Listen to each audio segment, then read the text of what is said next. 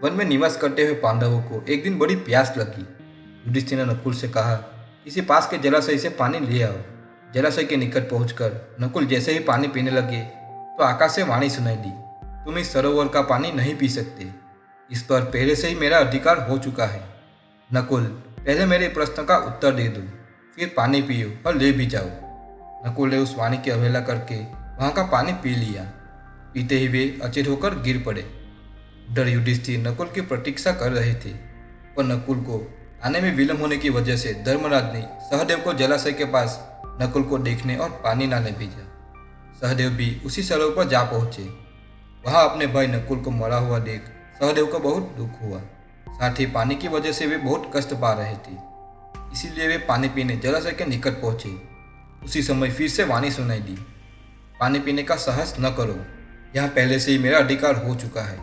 तुम पहले मेरे प्रश्न का उत्तर दो, फिर इच्छानुसार जल पियो और साथ ले भी जाओ।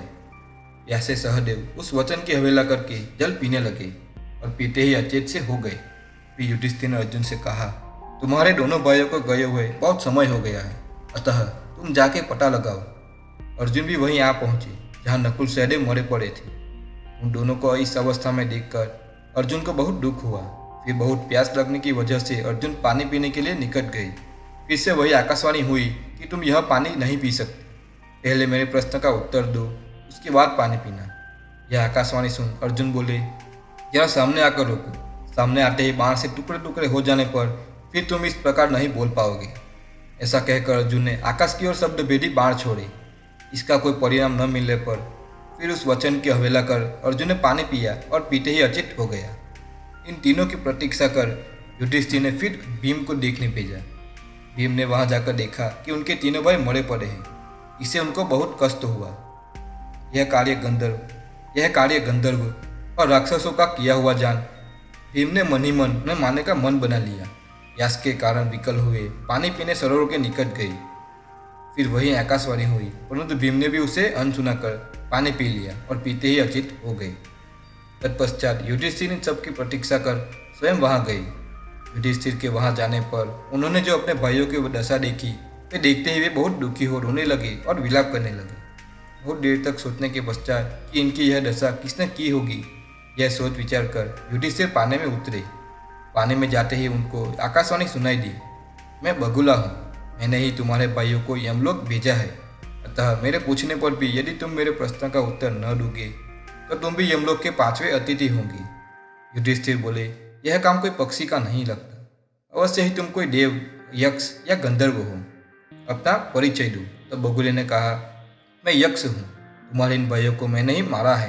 तुम्हारे इन भाइयों को मैंने बार बार रोका था, फिर भी ये बलपूर्वक जल ले जाना चाहते थे, इस कारण मैंने इन्हें मार डाला। यदि तुम जल पीना चाहते हो तो पहले मेरे प्रश्न का उत्तर दो। युधिष्ठिर बोले, अपनी बुद्धि के अनुसार तुम्हारे प्रश्न का उत्तर दूंगा, तुम मुझसे प्रश्न करो। यक्ष ने प्रश्न पूछना आरंभ किया। पहला प्रश्न, सूर्य को उदित कौन करता है, उसके चारों ओर कौन चलते हैं, उसे अस्त कौन करता है और वह किसमें प्रतिष्ठित है। युधिष्ठिर ने उत्तर दिया, ब्रह्म सूर्य को ऊपर उठाता है, देवता उसके चारों ओर चलते हैं, धर्म उसे अस्त करता है और वह सत्य में प्रतिष्ठित है। फिर यक्ष ने पूछा, पृथ्वी से भारी क्या है, आकाश से भी ऊंचा क्या है, वायु से भी तेज चलने वाला कौन है और तिनकों से भी अधिक असंख्य क्या है। युधिष्ठिर ने उत्तर दिया, माता का गौरव पृथ्वी से भी भारी है, पिता आकाश से भी ऊंचा है, मन वायु से भी तेज चलने वाला है और चिंता तिनकों से भी अधिक असंख्य है। वापिस यक्ष ने पूछा, प्रवासी का मित्र कौन है, गृहवासी का मित्र कौन है, रोगी का मित्र कौन है और मृत्यु के समीप पहुंचे हुए पुरुष का मित्र कौन है। युधिष्ठिर बोले, साथ में यात्रा करने वाला साथी ही प्रवासी का मित्र है, पत्नी गृहवासी का मित्र है, वैद्य रोगी का मित्र है और दान मरने वाले मनुष्य का मित्र है। यक्ष ने फिर सवाल किया, सुखी कौन है, आश्चर्य क्या है, मार्ग क्या है और वार्ता क्या है। मेरे इन 4 प्रश्नों का उत्तर देकर जल पियो। युधिष्ठिर बोले, जिस पुरुष पर ऋण नहीं है और जो परदेश में नहीं है वही सुखी है। संसार से रोज रोज प्राणी यमलोक में जा रहे हैं, किंतु जो बचे हुए हैं वे सर्वदा जीते रहने की इच्छा करते हैं। इससे बढ़कर आश्चर्य और क्या होगा। तर्क की कहीं स्थिति नहीं है। धर्म का तत्व अत्यंत गूढ़ है, अतः जिससे महापुरुष जाते रहे हैं वही मार्ग है। इस महामोह रूपी कड़ाहे में भगवान काल समस्त प्राणियों को मांस और ऋतु रूप करछी से उलट पलट कर अग्नि और ईंधन के द्वारा रांध रहे हैं। यही वार्ता है। ऐसे कई प्रश्न यक्ष ने युधिष्ठिर से पूछे और उन्होंने सबका सही उत्तर दिया। तदनंतर यक्ष बोले, तुम अपने चारों भाइयों में से किसी एक को जीवित कर सकते हो। युधिष्ठिर ने उत्तर देते हुए कहा कि नकुल जीवित हो जाए। यक्ष ने कहा, राजन, यह तुम्हारा प्रिय भीमसेन है और यह तुम लोगों का सबसे बड़ा सहारा अर्जुन है। इन्हें छोड़कर तुम किस लिए सौतेले भाई नकुल को जीवित करना चाहते हो? युधिष्ठिर बोले, मेरे पिता की कुंती और मद्री नामक दो भार्याएं रही। वे दोनों ही पुत्रवती बनी रहे। मेरे लिए दोनों ही माता समान है, इसीलिए नकुल जीवित हो जाए, ऐसा मेरा विचार है। युधिष्ठिर की धर्मयुक्त बातें सुनकर यक्ष ने सभी पांडवों को जीवित कर दिया। फिर यक्ष अपने मूल स्वरूप यानी धर्मराज के रूप में आ गए और अपने पुत्र युधिष्ठिर को वध देने के पश्चात अंतर्ध्यान हो गए।